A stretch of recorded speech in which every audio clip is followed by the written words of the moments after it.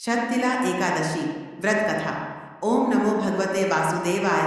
भगवान श्री कृष्ण के श्रीमुख से एकादशियों का माहात्म्य सुनकर श्रद्धा पूर्वक उन्हें प्रणाम करते हुए अर्जुन ने कहा, हे केशव, आपके श्रीमुख से एकादशियों की कथाएं सुनकर मुझे असीम आनंद की प्राप्ति हुई है। हे मधुसूदन, कृपा कर अन्य एकादशियों का माहात्म्य सुनाने की भी अनुकंपा करें।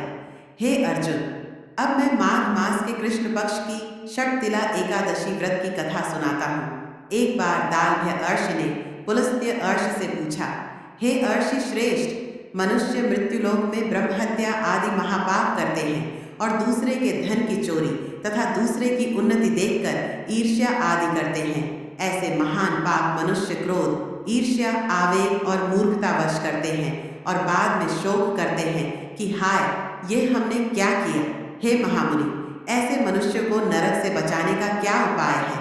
कोई ऐसा उपाय बताने की कृपा करें जिससे ऐसे मनुष्य को नरक से बचाया जा सके, अर्थात उन्हें नरक की प्राप्ति न हो। ऐसा कौन सा दान पुण्य है जिसके प्रभाव से नरक की यातना से बचा जा सकता है? इन सभी प्रश्नों का हल आप कृपा पूर्वक बताइए। दालभ्य अर्ष की बात सुन पुलत्स्य अर्षि ने कहा, हे मुनि श्रेष्ठ, आपने मुझसे अत्यंत गूढ़ प्रश्न पूछा है। इससे संसार में मनुष्यों का बहुत लाभ होगा। जिस रहस्य को इंद्र आदि देवता भी नहीं जानते, वह रहस्य मैं आपको अवश्य ही बताऊंगा। माघ मास आने पर मनुष्य को स्नान आदि से शुद्ध रहना चाहिए और इंद्रियों को वश में करके तथा काम, क्रोध, लोभ, मोह, ईर्ष्या तथा अहंकार आदि से सर्वथा बचना चाहिए। पुष्य नक्षत्र में गोबर, कपास, तिल मिलाकर उपले बनाने चाहिए। इन उपलों से 108 बार हवन करना चाहिए। जिस दिन मूल नक्षत्र और एकादशी तिथि हो, तब अच्छे पुण्य देने वाले नियमों को ग्रहण करना चाहिए। स्नानादि नित्य कर्म से देवों के देव भगवान श्री हरि का पूजन व कीर्तन करना चाहिए। एकादशी के दिन उपवास करें तथा रात को जागरण और हवन करें। उसके दूसरे दिन धूप, दीप, नैवेद्य से भगवान श्री हरि की पूजा अर्चना करें तथा खिचड़ी का भोग लगाएं। उस दिन श्री विष्णु को पेठा, नारियल, सीताफल या सुपारी सहित अर्घ्य अवश्य देना चाहिए। तदुपरांत उनकी स्तुति करनी चाहिए। हे जगदीश्वर, आप निराश्रितों को शरण देने वाले हैं।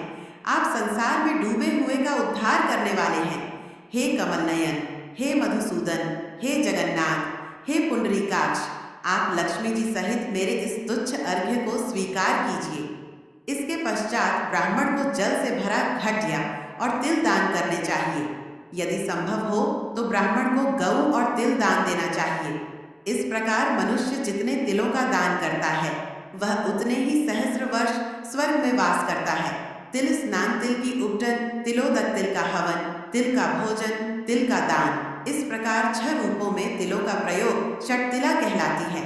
इससे अनेक प्रकार के पाप नष्ट हो जाते हैं।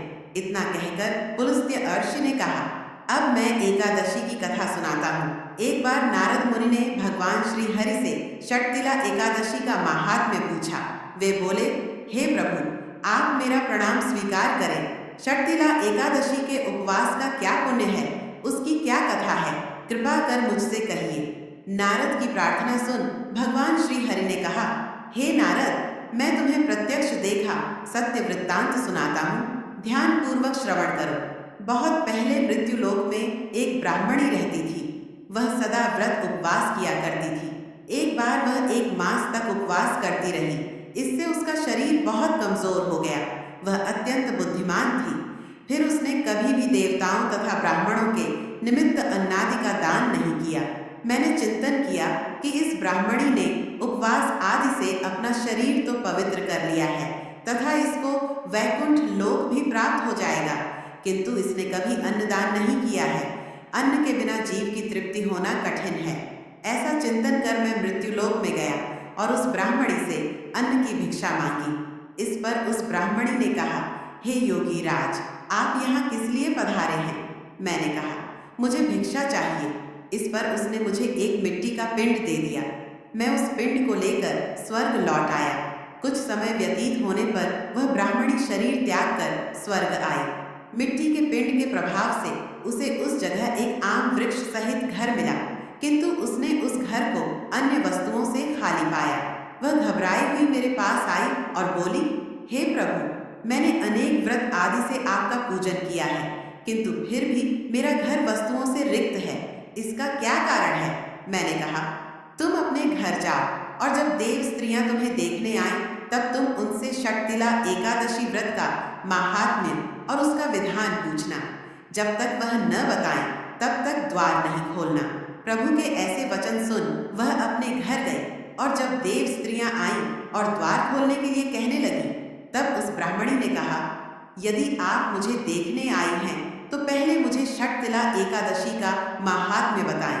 तब उनमें से एक देव स्त्री ने कहा, यदि तुम्हारी यही इच्छा है तो ध्यान पूर्वक श्रवण करो। मैं तुमसे एकादशी व्रत और उसका माहात्म्य विधान सहित कहती हूँ।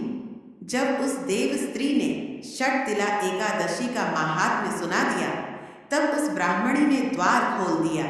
देव स्त्रियों ने ब्राह्मणी को सब स्त्रियों से अलग पाया। उस ब्राह्मणी ने भी देव स्त्रियों के कहे अनुसार षटतिला एकादशी का उपवास किया और उसके प्रभाव से उसका घर धन्य धान्य से भर गया। अतः हे पार्थ, मनुष्यों को अज्ञान को त्याग कर षटतिला एकादशी का उपवास करना चाहिए। इस एकादशी व्रत के करने वाले को जन्म जन्म की निरोगता प्राप्त हो जाती है। इस उपवास से मनुष्य के सभी पाप नष्ट हो जाते हैं।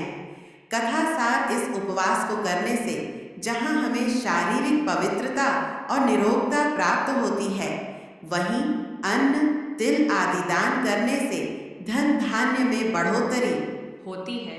इससे यह भी सिद्ध होता है कि मनुष्य जो जो और जैसा दान करता है, शरीर त्यागने के बाद उसे फल भी वैसा ही प्राप्त होता है। अतः धार्मिक कृत्यों के साथ साथ हमें दान आदि अवश्य करना चाहिए। शास्त्रों में वर्णित है कि बिना दान किए कोई भी धार्मिक कार्य संपन्न नहीं होता।